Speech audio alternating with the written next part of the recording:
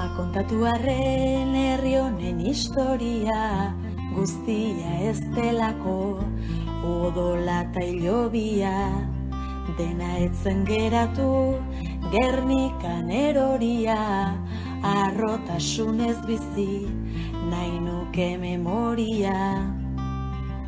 Ama kontatu arren nola ditugun ama lurra eguzkia, ta ilargi erdi bana, nola egan dabilen gurean botoko dama, umetxo batekaren izena. Bueno, kaixo guztioi, eta ondo etorriak izan zaitezte solasaldi xume honetara.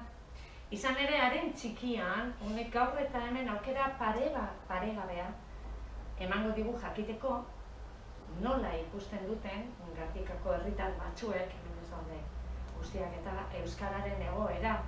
Nola bizi duten euskara, nola egiten dieten aurre beste hizkuntzei. Gaur, abenduaren 3an, euskararen eguna ospatzen dugu. Hori dela eta leku zoragarri honetan, liburuaz beteta. Aztertuko dugu hainbat hotzekinea benetan behar diren horrelako egunak, edo ea beste urrats bat eman beharko genukeen. Joseba Sarrionaindiaren hitzak euskara da, gure territorio libre bakarra erreal bilakatzeko. Gaur eta hemen Gatikan, Gatiken, ideia hori lurrera jaitsiko dugu. Gatiken eta Gatikarrak. Eta Gatikarrak. Betiarrak. Beti eta arro. Eta espazio fisiko batean kokatuko bagenu agian, akaso apika. Gatika izango litzateke territorio hori, territorio libre. Lau hotz ditugu gaur, hemen eserita. Haiek gaur, gure ipar orratz izango dira. Haiekin iparra, hegoa, ekialdea edo sortaldea, eta mendebaldea edo sartaldea saiatuko gara lotzen, josten, uztartzen bihotz bakarra lortzeko euskara entzutea. Euskarak etorkizuna izatea. Alabaina, ikaspuntu erromantiko hori baztertuko dugu eta pragmatikoagoak izango gara. Praktikoak. Horretarako, aurkeztuko zaituzte, elkar ezagutzeko. Bai, hona hemen ditugu bertoko 4 lagun, baina adinak agindua. Hona hemen gure lehenengo gonbidatua. Jose Ramon Bilbao, egunon. Egunon. Igor Agirre Zabala, egunon. Bestaldean ere, Karmele Atzaeran dio, kaixo egunon, eta gure gaurko gazteena Olaia Kanzelo, kaixo egunon. Bueno, denon artean arbasoen gandik jaso dugun altxorrik estimatuena, hau da euskara ikartuko dugu, eta leiho bat zabalduko dugu, eta mezu bat zabaldu nahi dugu 4 aixetara. Horretarako, haien bizitzan izan dituzten eskarmentuak, esperientziak, bizipenak, biziposak, oie guztiak, ea posible den, oie guztiak ezagutuko ditugu. Eta barkatu atrebentzia, baina lehenengo eta behin, zuek ez egiteko, nik aurkeztuko ditut zuen dugu. Jose Ramon Bilbao, una hemen, nire eskuinean, 75 urte eskondua, 3 semea da, 3 hilobi, ez? Jubilatua egon arren ez dauka deskantzorik. Soloa, abereak eta betidanik baserriarekin lotuta eta betiko euskararekin maite minduta. Ildo horretan, kontatu behar dugu euskara ama hizkuntza duela. Eta haren etxean ez dutela gaztelaniaz hitz egiten, izan ere erdera 7, ez? Okerrez banago 7, ez? 7 urterekin ikasi zuen, eskolara joan zenean, hain zuzen. Garai hartan euskara debekatuta zegoen, eta klaseak gaztelaniaz ematen ziren, ez? Eta hala ere, berak ez zuen galdu euskara, berak ez zuen galdu. Euskara zitzeko grina hor mantendu zen, eta inoiz ez du baztertu. Euskara da haren hizkuntza, bai? Ondo? Oso ondo. Eta ondoan daukagu Olaia Kanzelo. Gaztene da, gure Olaia alaia, beti idibarre, ez? Ez da ikusten, baina bai, begietan ere ikusten zaio. Haren familian, belarri presten eta hau bizien txapak betidanik daramatzate soinean. Euskaraldia existitu baino lehen. Ez? Izan ere, ama hizkuntza du euskara Olaiak. Beraz, amarekin beti euskara aritzen da. Hala ere, aita erdalduna denez, Olaiak euskeraz berba egiten dio. Baina hark, aitak, gaztelaniaz erantzun. Ez? Hona hemen Euskaraldiaren kanpainaren aitzindariak. Egun, Olaia unibertsitatean dabil historia ikasten, agian berak, lortuko du inok, lortu ez duena. Hau da, euskara, nondik datorren, galderari erantzun. Batek daki, auskalo. Bueno, ea egia den. Ea, ez? Oso no. Eta beste partean, Igor Agirre Zabala. 53 urte. Amabi, ene parkatu. Amabi, 52 urte. Kendu alda lehin baina. Baina jarri ez. Jarri ez, kendu bai. Taku, baina. Bueno. Baina, emakume artean. Bueno, hori da. Pekao. Garizuneko pekatu baino handiago. Handiago, baizera. Bilbon jaioa, Igor, baina bihotza Gatikarra du Igorrek. Santutxon jaio zen, euskaldun familia batean. Izan ere, hasieran ez zuen gaztelaniarekin kontakturik izan. Eta 3 urtera arte ez zuen ikasi ez da entzunez. Hala ere, euskara izan zen haren komunikazio tresna eta txikitan, nebaretan, eta gaztetan Bilbon bizi bazen ere, euskaraz aritzen zen. Guztiekin, erdaldunekin, zen euskaldunekin, dendariarekin, fruta dendetan edo zintokitan. Hasieran esan dut Bilbon jaio zela, baina Gatikar bihotza duela. Familia, hemengoa baita, eta baitu. Beraz, betidanik ona etortzen zen asteburu pasa, oporretan. Eta azken buruan, akabuan, hemen bizi da emaztearekin eta 2 alabekin. Kritiko eta zentzuduna. Gaur haren diskurtsoa ere entzungo dugu, bai? Ondo. Eta, bueno, azkena baina ez azkenik, Karmele Atza eran dio, Gatikara etorri berria. Gatikara etorri berria da Karmele. Baina ekarpen handia ekarri du herrira. Uste dut, duela gutxi Gatikar berri bat ekarri duela mundura. Bai, beste Gatikar, beraz ja Gatikar, peto. Getxotik plentxara, plentxatik Gatikara. Eta gustora da bilerre txiki honetan, oso gustora. Amestu zuen bizitza lortu du. Hotz, familia euskaldun bat sortu, eta haren lurrarekiko harremana sustatu. Bere erdaldu familia baten jaio zen, hala ere gurasoek argi zeukaten Karmelek euskara ikasiko duela. Horregatik 2 urterekin ikastolan, hau da, D ereduan sartu zuten. Ikastola, institutoa, gero unibertsitatea ikasprozesu osoa euskaraz egin zuen. Baina unibertsitatean konturatu zen, zein zen euskararen garrantzia eta beste urrats bat eman nahi zuen. Harrezkeroztik, euskararen garrantzia aldarrikatzen du Karmelek. Bai? Ondo? Aurkezpenak? Ondo? Bai? Bale, ondo etorriak izan zaitezte. Bale? Eta hasieran Joseba Sarrionaindiaren, idazle Iurretarraren hitzak ekarri ditut gogora. Euskara da gure territorio libre bakarra. Ez dakit, horrela sentitzen dozu ezue, Jose Ramon.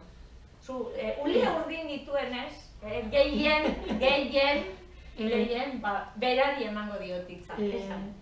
Bueno, bai, sentitu hemen herri beti sentitu du hemen horrela. Garrantzi duguna, ez duz gula itxiken geu isetea. Daukaguz trabak alde guztietatik. Eta grazik aldea maila edo herritxikir mailan manteni zen euskera. Herrian ditan pizka bat, Bilbo edo Bituri, Donostien gehiago izan. Baina Bizkai aldetik, herri txikietan. Bilbon zan, gure gazte denpoan imponsible euskera egitea. Zuek zarete, edo zuek izan zarete, euskararen ez dakit, babesleri handienek herrikoak, edo? Bueno, Herri txikiak, gu edo gure aurrekotik hasita, guretik gerorago, ja gaztelan esartu zen asko, eskola mailan, herri txikietan ez, baina berton bajate zintzen mungira, eta claro, mungin, 180 erderetik zoden. Gu kristo zahmat egin du nola. Joten ginen gure kaiku ez, eta ziren guardia zibilek eta kuartelera. Hablar en castellano, o en cristiano. Cristiano, cristiano gara. Cristiano. Eta horrela zan. Horrela zan. Eta alan eta guztiz ben, manteni bintu. Eta gero ikastola sortu ziren ja, pizka bat zerua zabaldu zan. Gaztentzat. Gaztea, zuk nola bizi duzu egoera hau, edo euskara zure territorioa da? Zuk nola amesten duzu? Euskaraz amesten duzu? Nire territorio librea da, bai, ze Josebak esan duen bezala, azkenan nire aitita, amamek, nire birramomek, birraitonek horrela izan dute eta aipatu duen bezala, beraiek izan dira benetan euskaren gerlariak, euskara defendatu dutenak, euskara mantendu izan dutenak. Eta nik uste dut gure bete beharra ere hori dela, ez? Baina gaur egun Joseba Sarrenandearen hitzak ez bezala, gertatzen da euskara justifikatu behar dugula denbora guztian. Ezin dugula libreki euskaraz mintzatu, euskaraz adieraz, ez? Bazoaz, adibidez, medikura, eta esate dizute, jo, en castellano, por favor, ez dut ulertzen. Eta esate duzu, jo, baina, Bilbon gaude, Bilboaldean gaude, euskara suposatzen da benetan gure adierazpen librea ez dela. Orduan, ez dugu horrela bizi beharko genuke, eta horrela izan beharko litzateke gure territorio librea, baina zoritxarrez ez da. Ea aldatzen dugun hurrengo urteetan, ez? Baina... Gu espagare gure atzeko kedu, gazte hodia bat hor. Etorriko dira? Etorriko dira. Igor, nola bizi edo nola sentitzen duzu zuk? Ados zaude? Haiekin ados? Guztiz ados. Ni betzot, ez dakit, gure aldetik batzutan egin beharko laikikela zauzer gehiago. Ketxua. Egin beharko laikikela. Ez dakit, euskaldun bi batzen direnean, euskeraz egiten du. Hirugarren bat hor, ez dakina euskeraz edo hainbeste menperatuten ez dauna, ja momentuna aldatuten du erderara. Hori hirugez, kuadrilla sortzikoa edo bada, bat bakarra egon ezkero ez dakina erderaz egiten du. Ez dakit, euskara zingo egin beharko laikike, ez dakit. Ez dakit egin beharko laikiken, edukazio harren edo, igual, erdera pasten gara. Sakonduko gara gai horretan. Carmele, zu guztiz kontrakoa, ez? Erdaldun familia batean jaioa, baina euskara duzu aldarrikatzeko zergatik. Bai, jo, nik uste dut pizkatxo bat badela autu politiko bat alde batetik eta bestetik errespetua. Ni amak beti esaten zuen. Gazteleraz esaten da, zebera parentziako da. Zenbat inda gauti diot nik jateari zeuko euskeraz ikasteko. Beraiek izan ziren ikastolen sortzaileak anibiltzen ziren, aitza biharrean esi batea soldatu behar zela, edo behar zela zer, eta ama garbitzen eta beraien lanaz gain, eta niretzako pizkatxo bat errespetua alde horretatik. Eta bestetik, pentsatzeko beste modu bat, eta euskara eta euskal gizartea antolatzeko beste modu bat dekogulako. Edo sentitzen dut horre beste zantzu bat. Beste zehozer ematen didana benetan ni neu, individu moduan aske eta gustora egotea euskaraz bizitzen erdaraz baino. Horrela ikusten duzu zuk zure lana eta zure familia. Beraz, etorkizuna badu euskarak zure familia. Transmisioa egin dugu, gero beste gauza bada sentimendua, horre beste bi plano.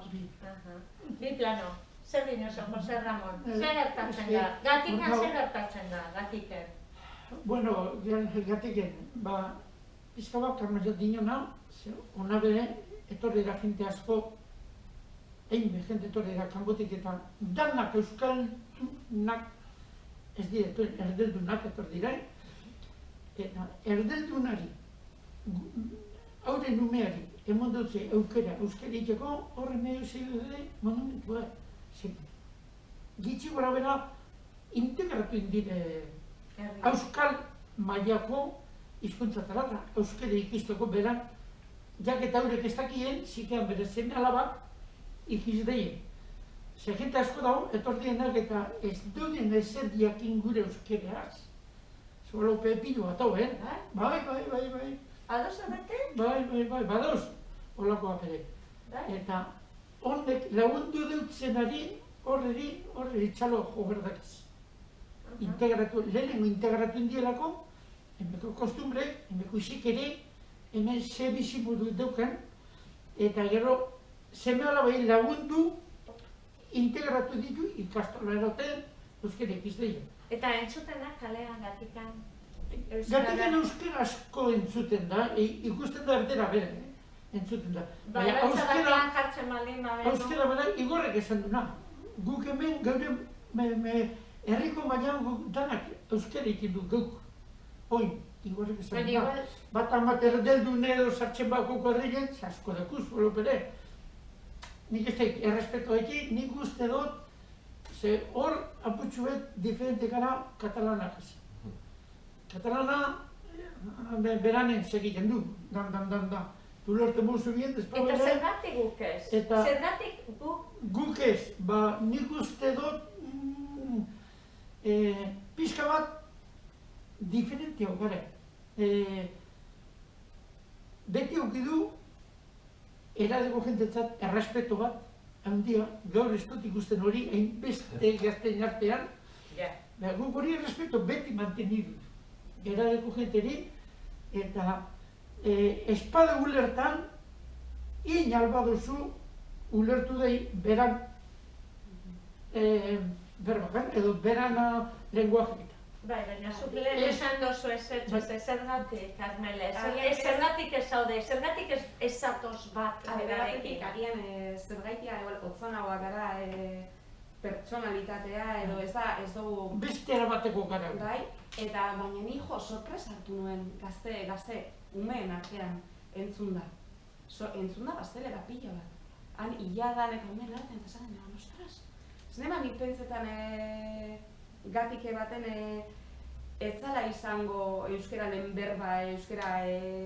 Eta gaztelaria asko entzutu gero plaza, txikitzuen artean. Egia da, lehen esan dut, gure garapenean, nera bezaro inguruan izango da garapenean. Bat ekarri dut duela gitxi, baina beste bedeko da, 7 eta 5 urtekoa. Eta horrek bai berba egiten da bera, jope. Nahiko berba gaztelera entzuten dut ziet hemengoekaz, plentziatik gatoz, eta igual ere kointziditu dau beste, justo familiak eman nahi izan dugu zuen, familiak euskaldunak direla, baina hemen ere familia euskalduneko gaztelari dako joera txori. Eta zergatik joera hori, Olaia? Zure ikuspuntutik, dinot? Nik uste dut, aipatu dutena gara, katalanekin konparatuz euskalduna gara, behintzat gatikan gara pixkat errespetua lantzekoa, ez? Eta adibidez nik hemen ikasi nun, gatikako eskolan ikasi nun, eta guk ere txikitatik, naiz eta etxean euskara entzun eta etxean euskara landu, elkartzen ginen eta igual 5 urte egin, pues ayer fui a no sé dónde, eta erderaz uste ginen. Errezoi da, Nik uste dut pizkatxo bat ikaste prozesu horretan, ez? Gaztelaniaren ikaste prozesuan praktikaren nahi izate. Hori da. Gero nagusitzen garenean, zer gertatzen da, azkenean ikusten duzu norbaitek zailtasuna ditula eta zetu sartuko dugu pixka bat baldean eta erderaz hasiko gara, ez? Baina, klaro, konturatzen ez garena da, eta gu noiz sartuko gara. Hori da, gu noiz sartu gara, noiz alatuko ditugu rolak, noiz sartuko gaituzte guri euskeraz hasiko gara, ez? Guk ez dugu, erderaz sartuko gu, emek ez du ulertzen, baina eta euskera noiz sartuko gu kuadrilla horretan, ez? Da, landu beharko genukeen zerbait, ez? Landu beharko genukeen erronka bat. bide hori ez da gure esku, erdaradunen esku dago, ez, gehiago, ez? Bai, bere bai. Eurek emon behar da, bere bide hori guk erderara egiten duen modun, eurek inberko lauke bide hori. Eta alegintzen ez badire, Claro, haiek pentsatu beharko dute gure eskubidea, gure hizkuntzaren eskubidea urratzen ari direla, ez? Bai. Pixka bat hori bere bada. Gu, nik urte batzu Santurtzi mailan hainbeta pozu munduaz. Eta han aukik duen kuadrile bat, junta ginen, 5 euskaldunek. Bertan bizten euskaldunek, eta 2 aukik duzen erdeldunek, eta txikitu batzuk hartzen, Santurtzi, beti esate euskun, ez erdera egin euskera, ia zau zer, koizten badu, hartzen badu, eta holan egiten du. Eta kutsatu zenuten? Bueno, kutsatu zenuten hango biztanleria? Bai, azkenerako gauzaz berba asko, eta ja, karo, erdi tranka, erdi indio, baina, bueno, zertu ziren, esforzatu egiten ziren euskera ikistea. Eta hori ere eskertzekoa ere bada, ez? Ni bateaz olentzu gonaz, eta klar, gero, nire erade ingiruko da, bueno, olentzu edo, urte bete edo da. Eta ja beraz, loa pere euskera daki, ikastola doaz, eta klaro, berak gurez ikisi zituzen, leuber bakoin ja, konbertsazioan erotzu, euskeraz. Baina hor asko dau, hauren aldetik bere, ikisi gure daunak. Karmeleri, Karmele, zu etorri zinen plentxatik ona, zergatik gatikara, Euskaldun Herria zelako pentsatuz? Ez, a ber, faktore asko. Edo beste faktore badago hor. Faktore pila bat, azkenean eltzez aldatzea garai honetan, birmoldatzea, topatzea, bada bidea. Bai, zeuden faktore geografikoa, familiarekiko hurbiltasuna, eskola motak ere asko eragin zuen, eta bai, herri euskaldun izatea, Bilbo bat nahiz eta auzune batean izan, argien eukan ez genuela guretzako nahi. Egia da, eta gatika beti izan dugula... Mitifikatua? Bai, badizu hitza. Zergatik? Gatikan duela gutxi hasi da gatikaren izena hor lau aizeta da, zabatzen duzin lekutan entzuten du gatika, zer dauka gatikak, herri honek?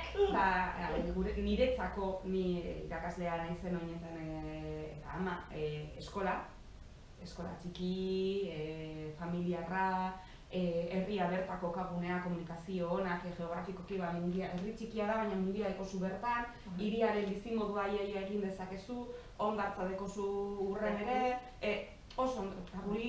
10 minutu emetik, Bilbo beste 10 minutu, dau, deko puntu beten dugu. Herri-herrian, euskal herri-herrian, ez? Eta herri getxik daukan komunikazio. Franco ere esaten zuen Espainia.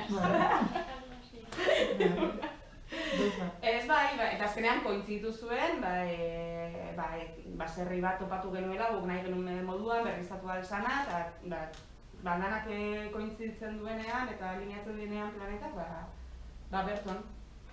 Eta zuen aurre ikuspenak bete izan dira? Bazaten notzuna euskararen aldetik pizkatzu bat Eskaz, ez da. Baina, bueno, egia da, bagoazela.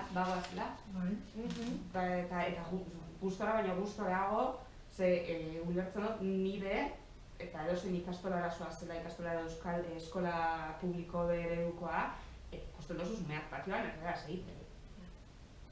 Erdera indiarra bada ere. Egia da, el generoa, osea, el sabana eta la kotxe. Holan egiten dabe, baina saiatzen dira gazteleraz egiten. Eta lehen olaiak aipatu du, ez? Medikoaren erasoa zenean, ez dakit, eredu publikoetara baten zarenean, edo telefonoz, bai? Osea, que ditxaga izan, bueno, itxordua nahi du mesedez gaztelaniaz, por favor, en castellano. Hori, Igor, Hori gertatzen zaizu zuri? Bai, eta sarritan. Sarritan. Egun hona emon eta buenos días erantzun. Eta hori emoten dugu gogoa buelta hartu eta etxera joateko. Ezin zara joan zezaruzitan zoa zara. Exactamente. Egun honak esan eta ez dire, batzuk ez dire kapaz, egun honak Egun honak esateko. Eta pena ematen. Bai, itzela. Sikiera egunon hori, Minimum, gitxienez, Gitxienez. gero batek daki zergatik ez dakien, ez? Gitxieneko bat. Gitxieneko bat hori da. Baina ez. Euren aldetik beheman imini beharko da gure zauzer, ostontzean ez dago. Eta zer jarri behar dugu hor? Burduntzian. Ez dakit, igual gogorrein eta euskaldunak gaur artean euskera zin eta erdaraz ez dakienak ikisi daia edo agonta daia. Ostantzean beti pasako gara erderara. Eta administrazioan, hori sarri pasetan da. Ja ez informazioa euskaraz ezin hartu alizatea. Egun hon batea esaten baduzu, erderak beste hizkuntza batez erantzutea, lotzagarri da. Eta mundu globalizatu honetan, ez dauka zer ikusirik, Jose Ramonek bizi izandakoa guk bizitzen ari garen, teknologia berria, sare sozialak, edozein momentuta zaude Indian, zein estatu batuetan. Uretan dau, aldera. Uretan Orduan, klaro, ustartzeko hori dana Olaia zu gaztea zara. Klaro, gazteok, edo, gazteok ni ez nizia gazteok, gazteok garenok, Karmele, duela gutxi bete izan ditugu urteak, baina gu bihotzez gaztea gara, ez? Bai. Non ez gazte bihotzez? Pues ya está, basorionak. Baina egia da, orain, WhatsApp da, sare sozial, pekata minuta, baina hor daukagu, TikTok, Facebook, Instagram, ez daki zer, 1000 segidore, ez daki jarraitzaile, ez daki zer. Uztartzeko hori euskararekin, karo, pentsatzuzuk zure garaian hori, horrelakoak. Igual ez dugu erabiliko, edo, irati beharko genituzke sare sozial horiek gure mesua zabaltzeko edo zer uste duzue, Olaia? Nik uste dut baietz, baina azkenean hori ez da soilik guretik atera behar den zerbait. Azkenean Instagram bat euskaraz sortzeko, ja ez bakarrik nire publikazioak euskaraz egotzeko, ja beste bide bat euskaraz zuzenean irekitzeko, azkenean gobernuak, erakundeak eta bar bultzatu behar dute, ez? Eta zoritxarrez ere, euskararen diru laguntzak, euskararen legedia, niretzat gazte moduan, nik uste dut eskaz geratzen direla gaur egun. Eskaz eta ikusten da, ez? Ikusten da, nik ikusten dut unibertsitatean, ikusten dugu ikerkuntza liburuetara jo behar dugunean, lan bat egitean, ikusten dugu edozein lekutan gure ingurunean dago. Interneten sartzen zara eta txakurra bilatzen baduzu, txakurra ja zuzenean naiz eta euskaraz jarri, perro, agertzen zaizu. Edo dog. Orduan, klaro, txakurra jarri badut, txakurra da bilatzen dudana, ez? Esan zuten bezala, kaixo, egunon, buenos días, erantzuten duzunean, ez?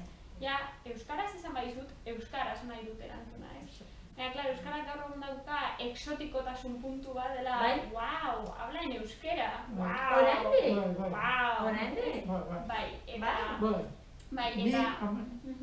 eta lagunetan ikusten dut, eta baita ere ume txikiekin zaudenean batzuk, ze inguru girotan, ze testu ingurutan bizi diren kontuan hartuz, batzuk erantzute dizuz da, zergatik, por qué hablas en euskera?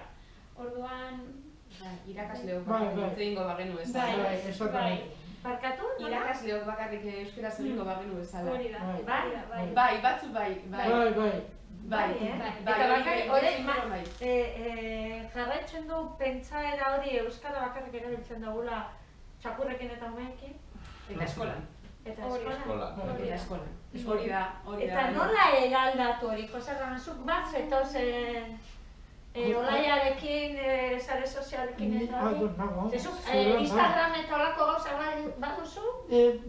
Dinote, pues, oie, batetak, badozu Instagram eta Facebook eta oie? Ez. Zu neko dakazu solarekin? Gure loa bai, baina Nikolakorik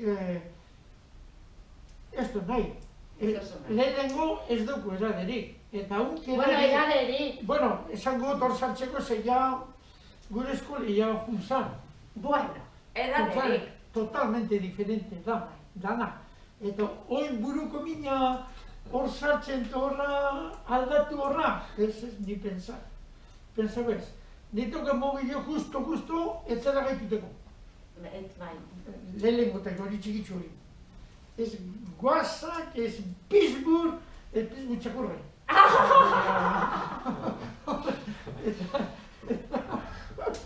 Exactamente, ez que holan da, gu ez gauz eginte horra, gazteak bai, normala da, ze gauzko munduko horra jun da. Beha, berbesto zuen. Berbesto zuen. Ez que gure kostumbre gaztetan ziren, non hori gaitu berdako, zentralita.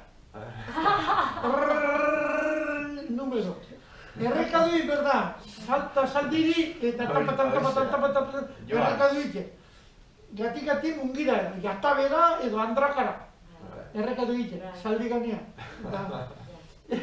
Garai politak, Garai politak, gogorra baina politak. Gogorra, baina eskentu besterik, eta hori izan normala. Eta hori ikusi eta gaurko ikusi, bueno. Ni 16 urtekin, 17 gatik eta izestaura bizikletan joten nintzen. Daukaten ofizio ikisten. Abai? Bai. Goizeko 8:00 karnazailu. Zestan gauen 8:00 izen karnazaili, garbitu, hartu bizikleta eta gatik enalo. Gaurko 16 urteko mutu, bali jote hori, zu, zoratute zauze. Nora zon? Lehen hori, zoratute, eta urrongo denunzia. Maltrato. Bueno. Biharren hori. Eta gukoro hori ezkendu pentsaten. Ez zaukan bestenik eta holan inbersa. Bai, aldaketa. Denbora gutxitan aldaketa handiak etorriko dira. Bai. Eta aldaketa handiak. Zuk bi alaba dituzu. Semea eta alaba. Semea eta alaba. Alaba eta semea, barkatu. Eta nola ikusten duzu zuk haien burua, euskararekiko jarrera? Gatik modun, leku txikerretan, baserritan eta auzotan eta bertoko jendeagaz ondo. Etxean, euskeraz, etxetik kanpora lagunegaz, erdere utxean. Bai, erdere utxean. Nola berpiztu dira? Berdak nik... Ze gainera haiek euskaldunak dira. Bai. Euskaraz aditzen, ez? Lagunak be, etxeko euskera espadeke eskolako badekea. Etxeko euskeri, hori, gero sakanduko gara etxeko euskeri eta batua eta euskalkiak eta, bueno. Hemen bitu, zuk bizkaieraz. Bai. Ez? Etxeko euskeri ez, bizkaieraz, sustraiko. Eta ni batueraz, eta zer? Ondo? Moldatzen gara? Ulertzen dugu? Gehiago kostatzen dago, eta, bueno, lantzen dago batek eskapeiten dutzu, baina, bueno, eta niri baina, zer? Ulertuteko modun. Ulertuteko modun, bai. Sobra. Orduan, ze komplejo, ze demontre. Bai. Ez, komplejo ega da. Etzen doka, hiruzen alabak, aipatua indode bat guk etzen, gure bizkaiko euskara egiten dugu, dano. Eta mantendu behar da, zer uste duzuen mantendu behar dala, edo batuenak gure kontra, edo gure euskalkiaren kontra, bizkaitarronen kontra joen da, zer uste duzue, Karmele? Ni horre behitu, Kika Manarizek askotan esaten dago, batuak saldotu dagoela euskera. Bai. Ikastolako kumeak garenok horri esker ikasi dugu, euskalkietan sakondu izan dugu, baina ere esaten zuen ratioan zidan ez zen Letitxoko bat, Arabako bat eta Iparraldeko bat topo egiten dabe eta bukatzen dabe ingelesez egiten. Berak esaten du hori, bai, ama. A ber, bere Bai, oso. Izan ezen beran Bizkaiera eta Batuaren artean zelan ume txikiek ez ulertu hori Euskara Batutik eta zelan baldintzatu duen jende asko, ez? Zelan lehen esaten genuen, ez? Zelan otzanak garen geure nortasun azpian jartzen dugun eskatalanek bezala, eta horrek ere euskalkietan agian eragina izan dagoela, ez? Baserriko hizkuntza euskera ama hizkuntza ez alda horren ona komunikatzeko. Ja, komplejua, ez? Zenbat komplejo, baina zuk ez dagoz komplejorik, ez, Jose Ramon?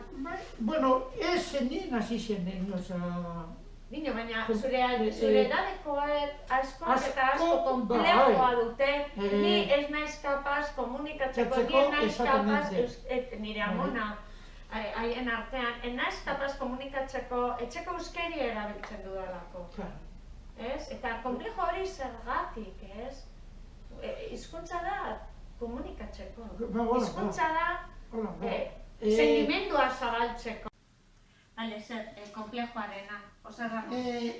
Pues, ni komplejo ez du azalde, bueno, erdera oso beldu ikizien du guk eta gure generazio guztiaz eskola ordu 6 urte zazte zintzen, 5 urte segun.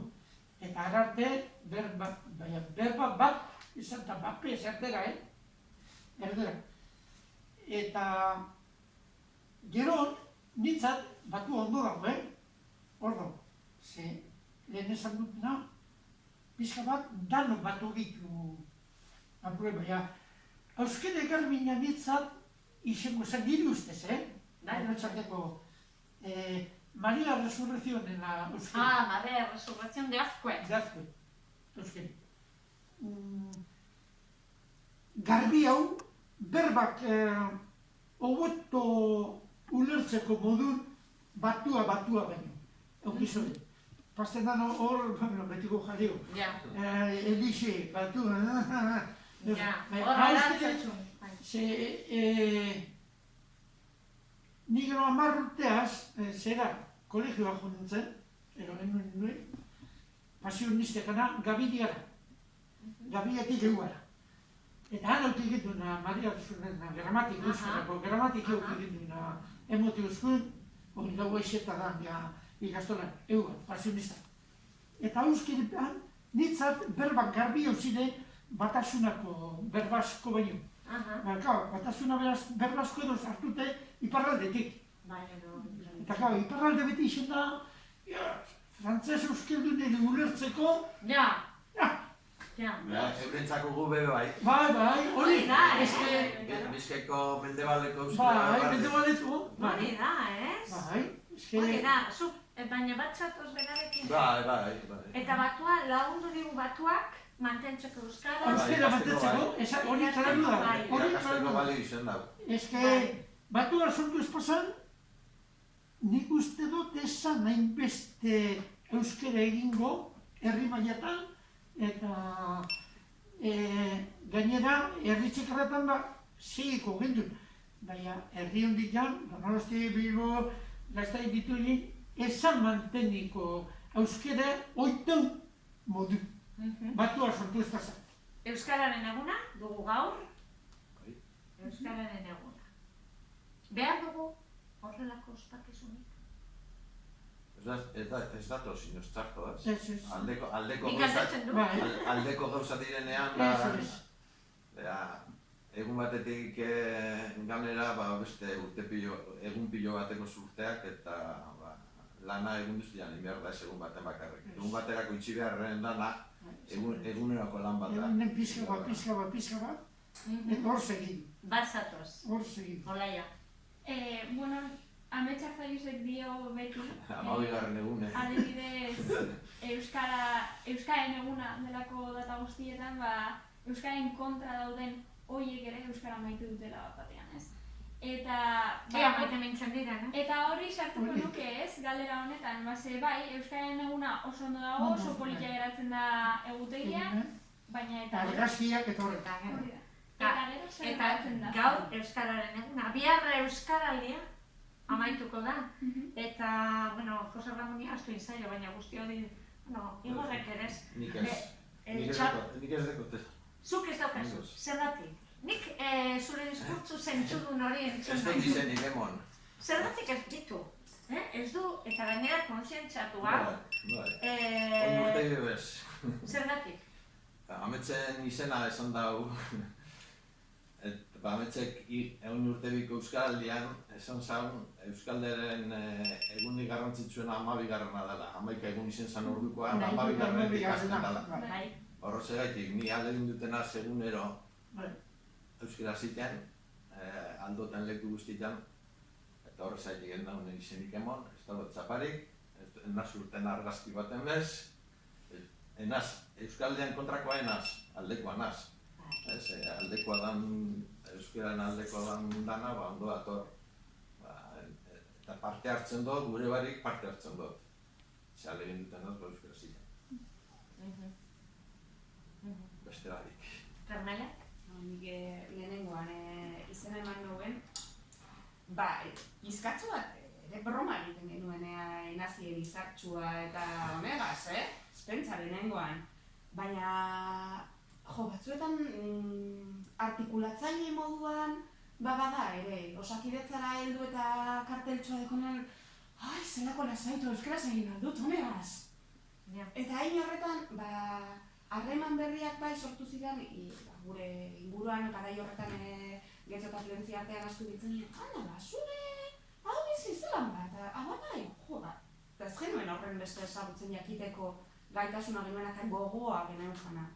Gero bat zeuden zeran Getxon sortu zuten beste figura bat euskera inguruan sentitzea gustatzen zitzaien hori, eta gu bai ditugu lagunak frantzesak eta alemanak eta australiarrak eta arek euskera entzuteko gogoa baz. Da horrek izaten garen. Egoten dira eta bla euskeraz. Baina egia da zuk zergatik hasieran edo lehenengo edizioan zergatik nazien kontua. Hori bat, esateagatik, nik ez markatzeagatik. Hori, brometan erabiltzen dugu asko. Izartxoarena. Ez antisemitismo edo identitate bat eta gaitasun bat markatzeko horregatik. Baina egia da, niri askotan laguntzen dira.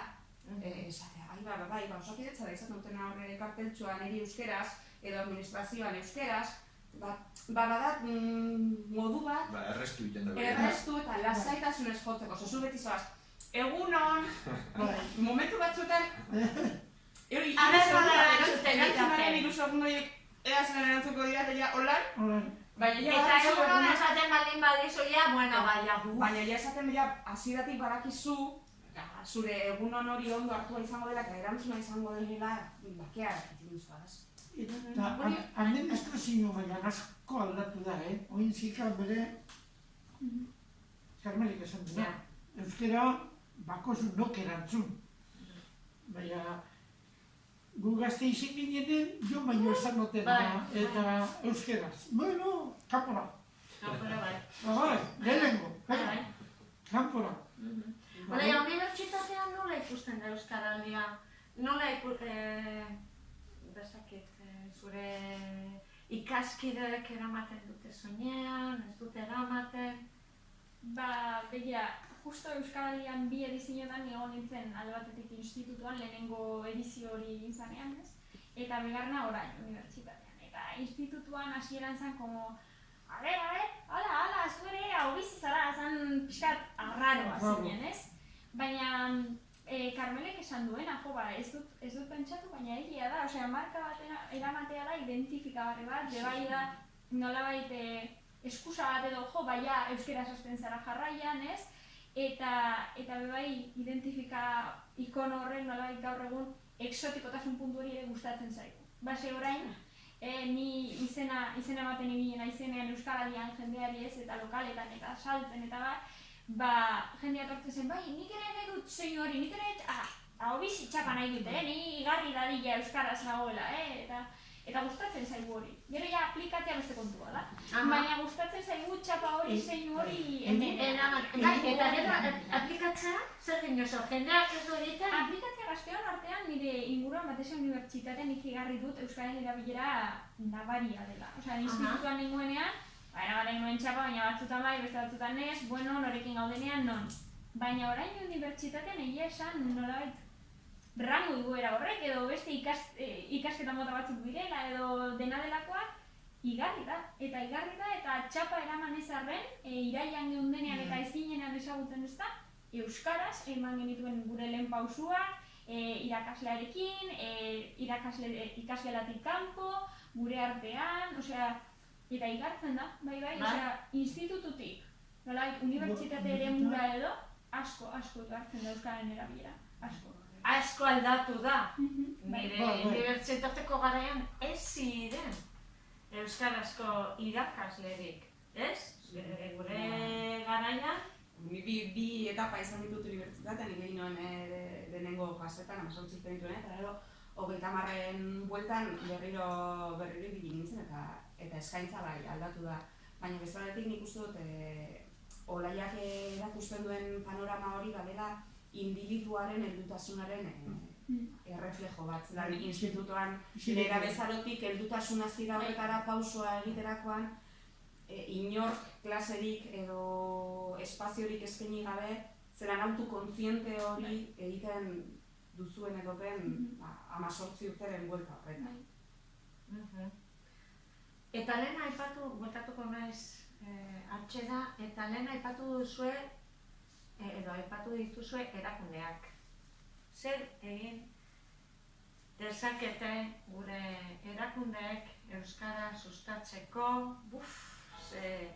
galdera sakona, beste debate bat, beste solazali bat egin beharko genuke, Amaia mesedez gonbidatu, hurrengorako, baina esan nahi dut, zuen ustez, zer egin beharko luke erakunde batek euskara sustatzeko? Jose Ramon, hasiko gara zurekin.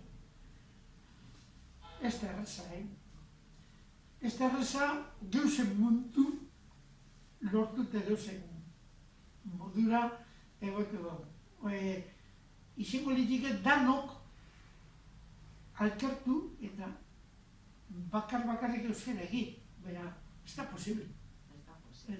Administrazioa bakarrik ez dago itxi behar ardurea, geure ardurea da. Geure ardurea, Gero, hori bigarren galdera izan zen, hori spoiler bat egin dirazu. Ez hori da, ez da, esan, gauze bat da, igorrek ez da, administrazioa politikori, hau inbehar da, hori inbehar da, baina gero gauke egin behar du. Eta zer egin behar da? Naiz eta hik, alegin du egitera alperrikoa da. Eta nola maite mindu jendea euskararekin? Zer egin dezakegu guk maite mintzeko?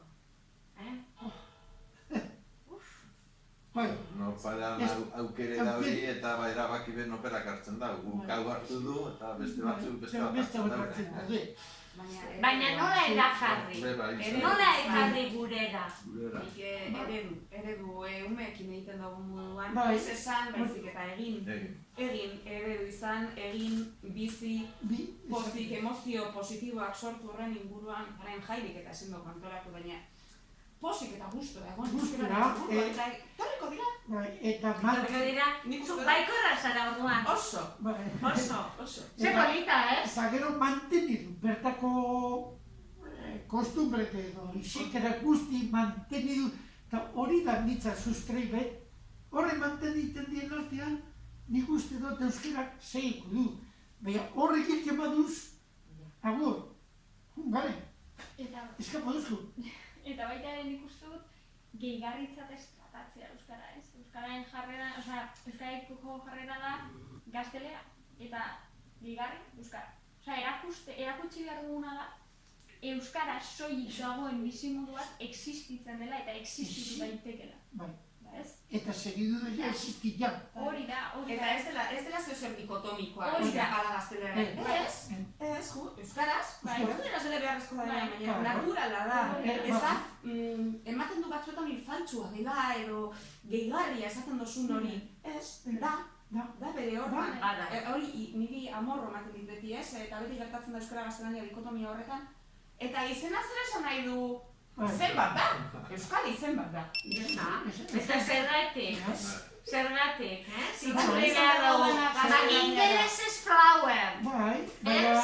Zer esan edo, ingelesez flower. Ruso nixen bai. Inon ez dago aguardaten, horre zer esan nahi. Eta euskara bat dinozu, hori zer da.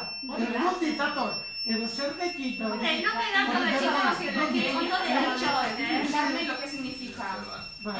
Ma Carmele, Carmele, Mari Carmen, ez? Bai. Ez, Carmele. Carmele. Hola da, baina, bueno, zergaitik, horre, nik uste dut, estatu mailan, beti ikusi duzu hain raro garela, bai, berezi, ikusi duzko tinek, oskitz, honek, zer da hori? A ber, euskaldun berba bat, oskitz? Baina, estatu mailan ikusten dut egiten, zergaitik egin dut zori, zenai, inok ez dakiz errantza. Zuk ez dakizu, baina guk bai. Bakigu, zuk ez dakizu zer da. Ze Jose Manuel García Pérez danotakigu zer da. Arri Zabala bat, eta horre zer esan nahi du. Eta mortal. Ez que hori da. Irain bat, bideagoa. Gabika bujeazkoa. Bueno, ez dut esango, baina nahi ditutor abizenak... Bai, eta ez gente hori dinut, horre zer esan nahi du, zer esan. Euskalduna da, euskaldun berba bat da, euskaldun.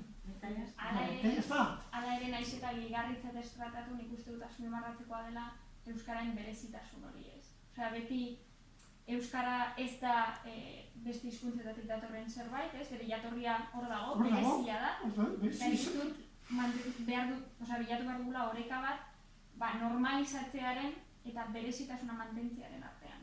Ez azkenean gure zeinua da. Zeinua da, ez da bereizgarria, baina gure zeinua da, ez? Katalanaen antzera, gallegoaren antzera, guk daukagun altxor bat. Eta azkenean normalizatu behar den altxorra da, baina preziatua da, gure distintzioa da, gure kultura da, gure oinarria da, jatorria da. Beraz, altxor hori egunero erabiltzekoa da, baina mantendu beharrekoa. Nola baiteko estatusa ematen duguna baita, ez? Eta jarretarea. Sustraiak izin dire gaitu. Horrek galtzen baduz, agur. Amaitu behar dago, baina lau hitzetan bai, zerk eman dizue Euskara? Zer eman dizue, bai? Carmele? Nire nortasunaren puzlean pieza garrantzitsua.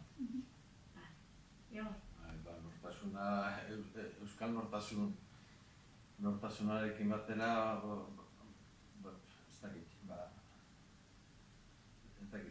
Izaera. Bai, nortasuna gaz batera, izaera... Kendu ez teuztin ezer, ba, emon dana, ez dakit. Kosa gontu. Zuri zer eman dizu Euskara? Zer eman duzu Euskarak? Ba, zer eman duzu. Gure bizimodu lasai eroten bat,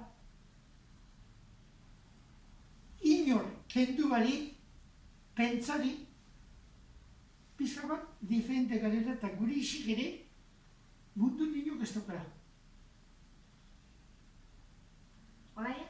Arbasoekin lotura bat da Euskara dudarik gabe niretzat. Bai, osea da... Sustraiarekin, Jose Ramonek aipatu duen. Bai, esan dutena, nik uste dut denen ideia antzerakoa da, ez? Eta antzinatik eman diguten zerbait, eta esan digutena, ala, zuena da, guk mantendu dugu, bain zuen lana da, ez? Hau mantenitz. Hori da, urrengo galdera, zer ematen duzue zuek? Zer ematen diozue zuek Euskara, Carmelo? Ni eta nire bikotekideak hiru hiztun berri.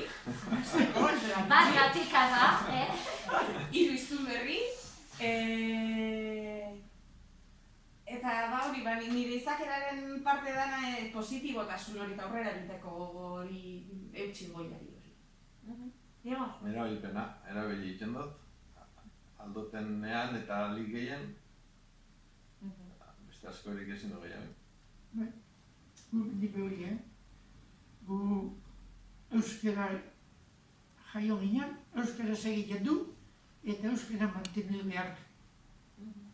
Du guzti, Olain.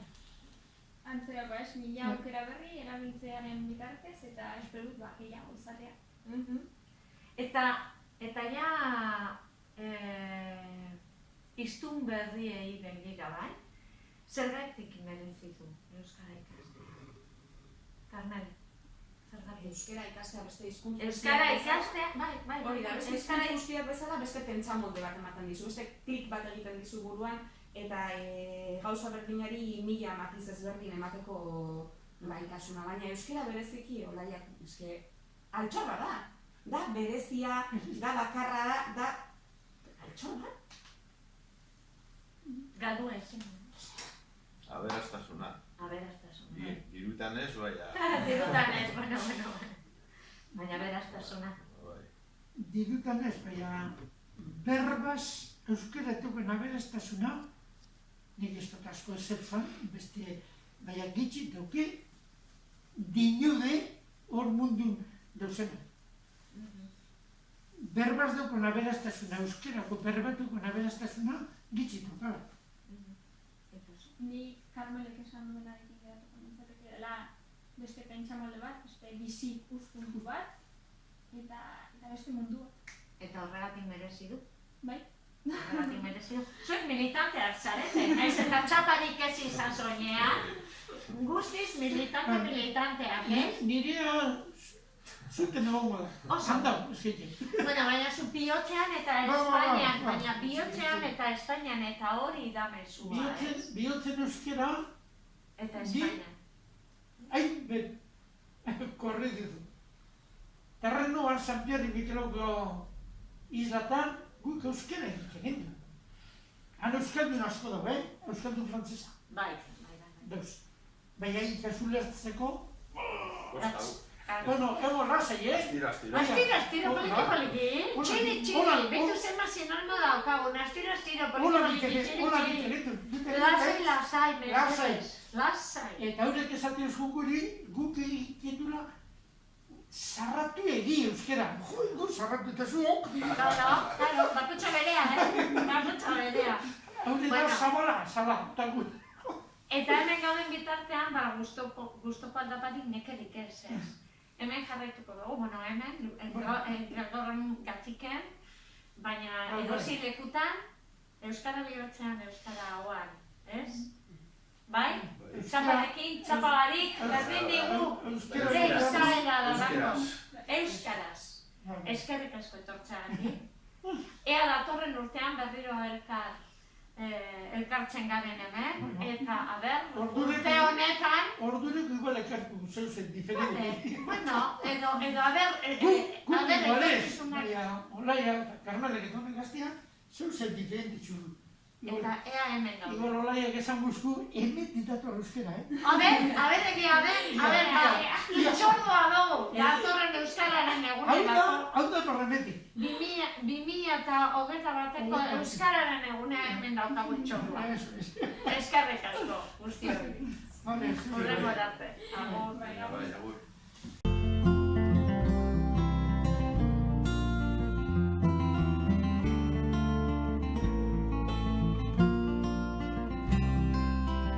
Ama kontatu arren herri honen historia, guztia ez delako, odola eta hilobia.